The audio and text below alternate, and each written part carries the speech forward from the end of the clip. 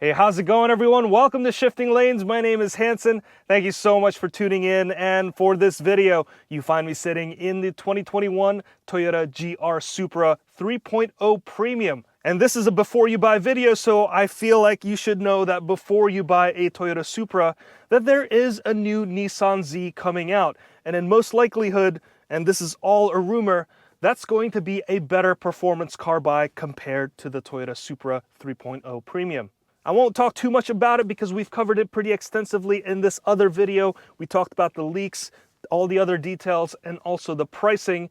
But basically, the new Nissan Z is most likely going to have a 400 horsepower engine, an available manual transmission, and also a lower starting sticker price. So I asked you guys on the Shifting Lanes Instagram and Facebook whether you would have this Supra or the new Nissan Z. And there were a ton of feedback, and what's most surprising is that it's not so clear-cut. Yes, there's a lot of people that love the Z because it had an available manual transmission, but a lot of you also would rather choose the Supra because of its styling.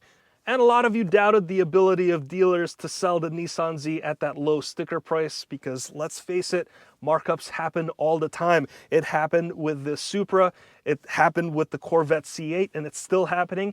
And it's most likely going to happen with the new Nissan Z as well, which means that when the new Z comes out, I don't think the battle is going to be as clear as we make it out to be right now. So I don't know anything firm about the new Z just yet at the time of this filming, aside from the manual transmission as seen in this ad.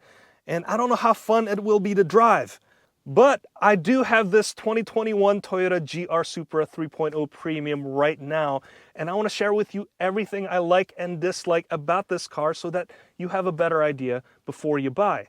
And just like always, make sure you stick around all the way till the end to hear my overall thoughts and recommendations. And if you haven't already, please hit that subscribe and notification bell so that you can be notified anytime we make a new video.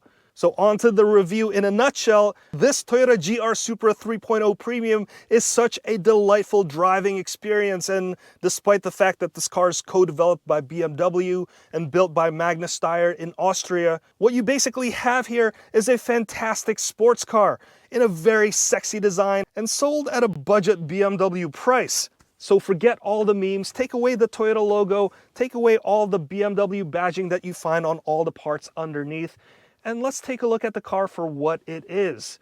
This is a proper sports car. It's low to the ground, rear-wheel drive, front engine, 2 seats, and it's purely a joy to drive. Starting with the engine, that 6-cylinder turbo is very powerful, and it's a smooth operator. You won't even notice you're going twice the speed limit. You'll be sitting in jail thinking, was I really going that fast?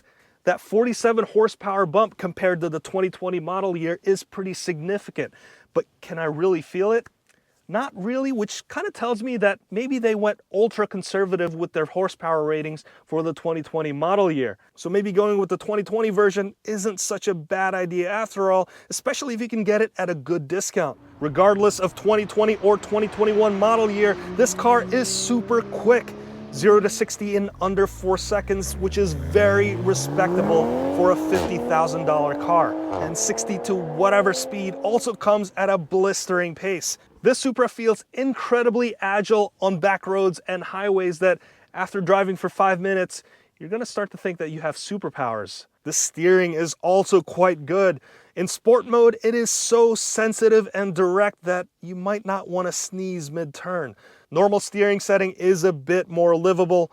However, I don't like the steering wheel as much. It feels slippery, and I really wish that they had wrapped this in thick leather or sold it with an Alcantara steering wheel option. The paddle shifters are nice, and I found that I used it pretty often, not just because the response is almost immediate, but it also rewards you with that rev matching growl that makes you tingle in funny ways. This 8-speed transmission is also great. In normal mode, it's perfect for all-purpose driving, but when you put it into sport mode, it behaves like a dog that's ready to go for a walk. It just becomes hyperactive about everything. It always likes to downshift early and always tries to get into the proper power band. It treats it somewhat as if you're on a racetrack because anytime you lift off the throttle or just hit the brakes very hard, it just downshifts so aggressively as if it's ready to power through the exit of the curve. The suspension is also so taut and firm. Now in sport mode, it gives you that firm and stiff ride so you get better handling. But in normal mode, it becomes a bit more livable. But compared to other cars in the GT category, this is still a little bit too stiff for me. And if you were to take this on a long road trip, I would kind of reconsider my other options. And it's not just because of the ride, but the ingress and egress are also kind of tough. I'm 5'8", so I like to think that I'm of average height and maybe a little bit on the short side, but this is the 4th Supra I've tested, and I've always managed to hit the side of my head on the door frame. And it's not a pleasant feeling. You'll do it once, but hopefully you'll remember afterwards. So if you're a bit taller or maybe a bit older, you might want to stretch out before you jump in this car. But once you've made it inside, it actually feels pretty nice in here.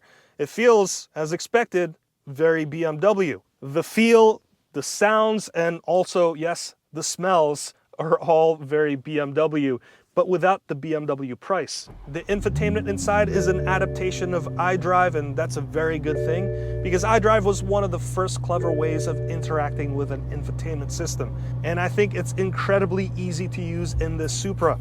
The shortcut buttons are especially useful, and this dial is a great way of interfacing with what's on screen. The screen is also a touchscreen, so this is a great alternative if you hate using dials. But my favorite part of this infotainment is the ability to use wireless Apple CarPlay. Now, BMW was the first company to offer it in all of their cars, and thankfully, more and more companies are doing the same. There really isn't much difference inside between the 2020 and the 2021. Now, have they fixed the wind buffeting issue? If you've been shopping for a Supra for a while, you know that this is a major problem. Basically, if you roll the windows down and drive at roughly 30, 40 miles per hour, that it is somewhat undrivable because of the hammering effect in your eardrums, and it's very painful. So have they fixed it for the 2021 Supra? I feel like they've maybe somewhat fixed the issue. Again, this might just be a placebo thing. I don't know what engineering changes they've made, if any, but I feel like the wind buffeting occurs at a slightly higher speed. For the 2020 model year, I drove around 30 to 40 miles per hour, and I could really feel it. It becomes super intense around those speeds. But in this car, it feels like when I'm driving at a higher speed, between 50 to 60 miles per hour, that's when it really occurs. Now, there's a lot of different factors involved, maybe like the air temperature, humidity, things I don't really know about. So I'm not really 100% sure. But again, this being the 4th Supra I've tested, and I've tested the 2021 2.0 Supra, and now this is the 3.0 Supra, and I saw kind of the same thing. It was happening at higher speeds. Bottom line is that you should really test drive it and drive with the windows down and see for yourself. Now, how does the 3.0 Supra compare to the 2.0 Supra? After having driven both, I can comfortably say that this is 1.5 times the car to the 2.0 Supra. The 2.0 Supra has all the proper performance and handling bits compared to this car, except for the adaptive dampers. But it's really missing that power coming out of that inline-6 turbo. If you just like the looks of the Supra and don't care about the power, then the 2.0 Supra is the one for you.